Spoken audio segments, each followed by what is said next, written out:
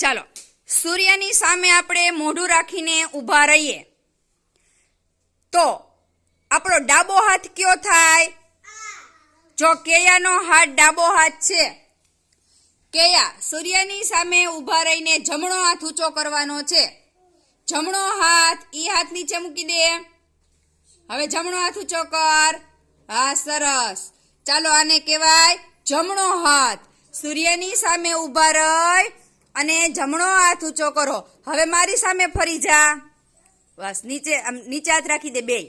બે હાથ નીચે રાખી દે. હવે જો સૂર્યની સામેની દિશા કઈ દિશા કહેવાય? પશ્ચિમ દિશા. પશ્ચિમ દિશા બાજુ ઊભા રહીએ તો કેયાનો જમણો હાથ કયો થાય?